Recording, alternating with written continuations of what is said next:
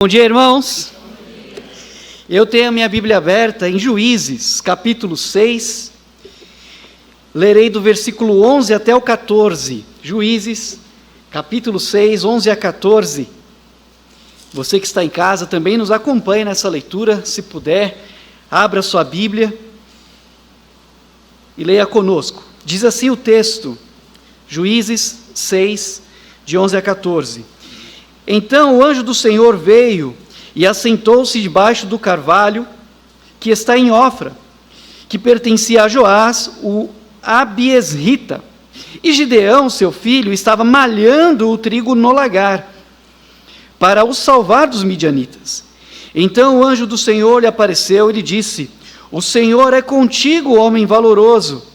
Mas Gideão lhe respondeu: Ai, Senhor meu, se o Senhor é conosco, por que tudo isto nos sobreveio? E que é feito de todas as suas maravilhas que nossos pais nos contaram, dizendo: Não nos fez o Senhor subir do Egito? Porém agora o Senhor nos desamparou e nos deu nas mãos dos midianitas. Então o Senhor olhou para ele e disse: Vai nessa tua força e livrarás a Israel das mãos dos midianitas. Porventura, não te enviei eu? Poder sentar? Nosso pastor já orou e certamente o Senhor usará a sua palavra e esta mensagem para falar aos nossos corações. Gideão se via muito menor do que ele realmente era. E essa é uma tendência do ser humano, ter uma visão distorcida a respeito de si mesmo. Algumas pessoas se veem além do que realmente são, enquanto outras se veem aquém do que realmente são. Num contexto eclesiástico, num contexto de convívio de igreja, Paulo disse aos romanos para que ninguém pense de si além do que convém. Até mesmo porque nem mesmo nós nos conhecemos perfeitamente. Mas Deus, que nos conhece perfeitamente, sabe exatamente quem nós somos, e tinha uma visão diferente de Gideão com relação a que Gideão tinha a respeito de si mesmo. E sem perceber, ou sem Gideão perceber, o Senhor era com ele. E não somente isso, mas usou expressões de encorajamento para aquele homem que estava no momento de abatimento, de inquietação, dizendo que ele era um homem valente, outras traduções, um varão valoroso, ou mesmo um poderoso guerreiro. Mas o texto nos revela que havia uma indignação, ou alguma inquietação no coração de Gideão, porque ele respondeu: Ai, meu Senhor, se o Senhor é conosco, por que essas coisas nos aconteceram? E aquelas histórias que nós ouvimos a respeito do Senhor livrando este povo, Israel, do Egito. Se o Senhor é conosco, por que esse juízo, por que esse céu de bronze sobre nossas cabeças? Por que nós somos subjugados pelos midianitas? Na verdade, há muito tempo o Senhor nos deixou. Pelo menos essa era a inquietação no coração de Gideão. E, irmãos, essa inquietação, essa forma de ver as circunstâncias não era justa com o Senhor. Porque se você ler depois, no capítulo 6, versículo 1, verá que o povo estava fazendo aquilo que era mal aos olhos do Senhor. Então eles começaram a clamar a Deus, e Deus enviou um profeta, dizendo que eles não ouviam mais a Deus, não davam ouvidos àquilo que o Senhor lhes dizia. Porém, aquela inquietação no coração de Gideão era como uma espécie de semente que Deus aproveitou para derramar graça na vida daquele homem, e viu uma oportunidade de derramar do alto poder sobre a vida dele, para que ele fosse um instrumento nas mãos de Deus e livrar o seu povo Israel das mãos dos midianitas. Uma força que veio do alto capacitou Gideão. E esse é o título da mensagem dessa manhã: a força que vem do alto. E sabe que quando nós começamos a orar a respeito de áreas que precisam melhorar, de mudanças que precisam acontecer, talvez você seja a resposta de Deus para a sua própria oração. Porque você está percebendo coisas que precisam melhorar, e começa a buscar a presença do Senhor por isso, e talvez essa seja uma semente plantada por Deus no seu coração, e então Deus, por sua graça e misericórdia, derrama do alto força, e nos leva adiante, para que aquilo que Ele tem nos mostrado seja enfrentado. O momento em que vivemos é de muita inquietação. Muitas pessoas têm enfrentado angústias, ansiedades, e muitas pessoas pararam, estacionaram, na fé, nas escolhas, nos pensamentos, nas decisões. Mas não é tempo de nós continuarmos parados ou ficarmos lamentando. E naquele momento, Deus, através do seu anjo, ou anjo do Senhor, que os teólogos dizem ser uma aparição de Jesus pré-encarnado, disse para Gideão, para ele ir naquela força que ele tinha, porque na verdade Deus é quem daria força a ele. E para nós que somos o povo de Deus, eu creio que é isso que ele tem a dizer a nós. Povo de Deus, vá nessa tua força, porque é Deus que do alto nos dá força para enfrentarmos as circunstâncias. E é com essa força do alto que nós vamos seguir e cumprir a missão que temos recebido do Senhor. E já que temos recebido essa força do alto, para enfrentarmos as circunstâncias, em primeiro lugar, como povo de Deus, crie as próprias oportunidades com o que temos nas mãos, ou com o que tem nas mãos. O que Deus tem te dado? O que você tem? Com isso, faça, crie, use a sabedoria e avance. Gideão achou uma forma de conduzir a sua própria situação com criatividade, de contornar aqueles problemas que eles estavam enfrentando. Porque o texto nos diz que ele estava malhando trigo no lagar. Olha que interessante. Isso é muito curioso, porque lagar é um lugar de se espremer uvas, frutas e até mesmo azeitona para se obter o azeite. Mas estrategicamente, para se esconder ou esconder aquilo que ele tinha de colheita dos midianitas, ele transformou um lagar numa eira. A eira, que é o lugar de tratar sementes, é o lugar de limpar a vagem, de secar, de debulhar. E ele, na verdade, era um estrategista, mas não tinha reconhecido isso. Então, com criatividade, ele adaptou o que tinha em mãos para contornar a situação. E há um pensamento que eu achei muito interessante, que diz assim: um homem sábio faz mais oportunidades do que as encontra. Um homem sábio faz mais oportunidades do que as encontra. E um outro pensamento também diz que aquele que tira proveito do momento certo é o homem certo para o momento. A situação não é fácil, mas há saída. Basta buscarmos do Senhor sabedoria e usar a criatividade que Ele nos dá. Não me canso de lembrar a passagem de Provérbios capítulo 16, versículo 3. Confia os teus planos, confia as tuas obras ao Senhor, e os teus pensamentos serão estabelecidos. Deus dará entendimento, Deus nos dará clareza de pensamentos para tomarmos as decisões necessárias. Então Deus viu que Gideão era o homem certo naquele momento. E a gente sabe que a vida não é como uma receita, não é como uma equação, na qual a gente coloca os valores nas incógnitas, ou lança as variáveis, e então a equação dá a resposta pronta. Porque às vezes a gente tenta todos os protocolos, tudo que nos aconselham, tudo que poderia ser feito, e a resposta não vem, não acontece, não acontece como nós esperávamos, e muitas vezes o que nos resta é dizer assim: Senhor, e agora? O que fazer? No começo da pandemia, muitas pessoas fizeram essa pergunta: e agora? Muitas igrejas fizeram essa pergunta: e agora? Muitas empresas ou empresários fizeram essa pergunta: e agora?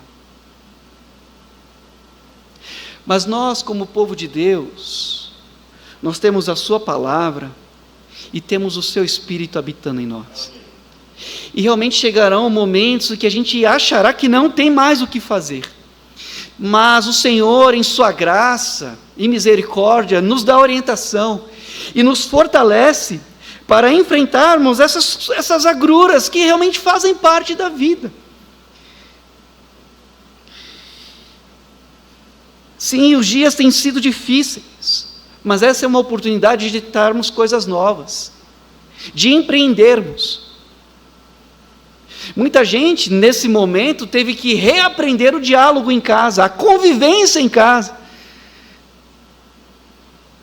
Muita gente, neste momento, teve que mudar o hábito, acordar mais cedo, ou dormir mais cedo. Muita gente teve que transformar a mesa da cozinha na sua mesa de escritório. Muita gente teve que aprender a cozinhar. E é uma coisa boa. Depois de uma semana só comendo miojo, tinha que mudar, não é possível. Mas teve que se adaptar. Então, com essa força que vem do Senhor, use a criatividade e avance. Use estratégias. E há uma estratégia extremamente importante para quem é parte do povo de Deus, é não se afastar do povo de Deus. É não se distanciar do grupo, porque presa fácil para o lobo são as ovelhas fracas e distantes do rebanho.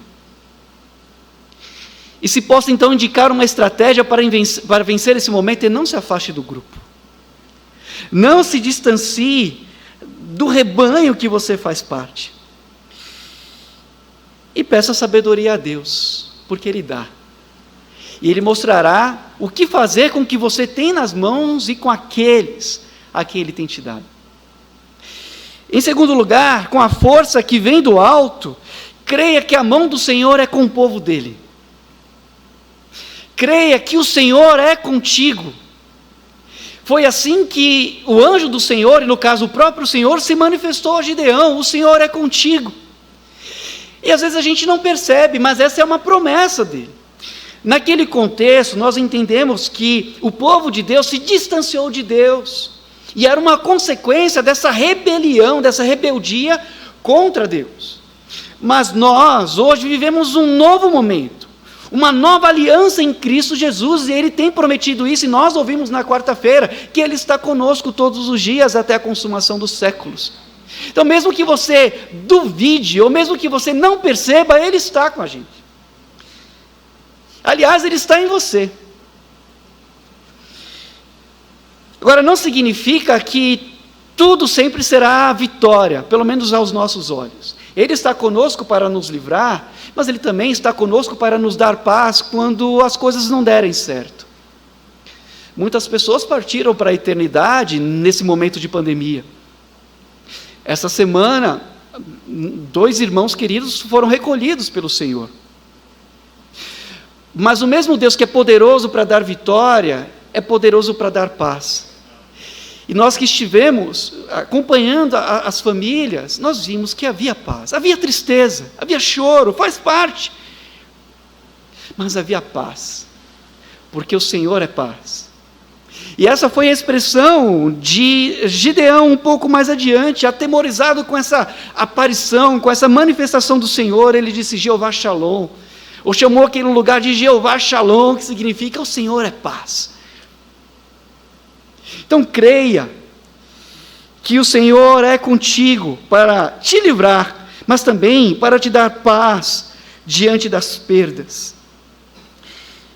E nós conhecemos o final da história de Gideão, sabemos que ele saiu vitorioso, mas não porque ele de fato era forte, e sim porque o Senhor era com ele.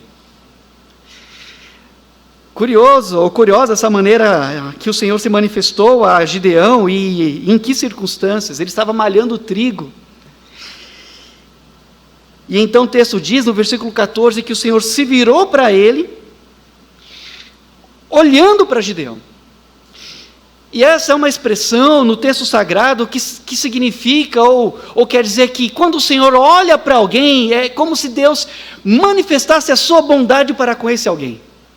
Quando você lê nos Salmos, alguém escrevendo assim: Senhor, levanta sobre nós o seu rosto, Senhor, olhe para nós, Senhor, por favor, manifeste a sua bondade, nos permita perceber que a tua graça é conosco. Ou como naquela oração sacerdotal de Números capítulo 6, versículos 24 a 26, o Senhor disse para Arão orar com relação ao povo, que o Senhor te abençoe e te guarde, que o Senhor faça resplandecer sobre ti o rosto, e tenha misericórdia de ti, que o Senhor sobre ti levante o rosto e te dê a paz. É o mesmo que dizer que o Senhor manifeste a sua bondade para com você. E o texto diz que o Senhor olhou para Gideão, porque Gideão achou graça aos olhos do Senhor. E então aquele olhar inspirou força ao servo de Deus, que até então não conhecia plenamente, e ouviu: vai nessa sua força. E ele precisava ir. E aquilo que lhe faltasse, o Senhor supriria. Ele se via aquém do que realmente era. E de fato, ele era limitado, assim como nós somos. Mas o Senhor era e é poderoso para levar adiante aqueles a quem Ele chama e capacita. Como eu falei, curiosa essa forma que o Senhor se manifestou a Gideão, e em que circunstância? Malhando o trigo. E não sei se alguém já trabalhou com trigo, eu nunca trabalhei, mas fui no YouTube ver como funciona. E na colheita, juntam os feixes dos trigos, eles começam a bater com uma espécie de bastão. Alguém já viu isso? Não? Alguns irmãos já viram isso, amém, Deus abençoe, Deus abençoe.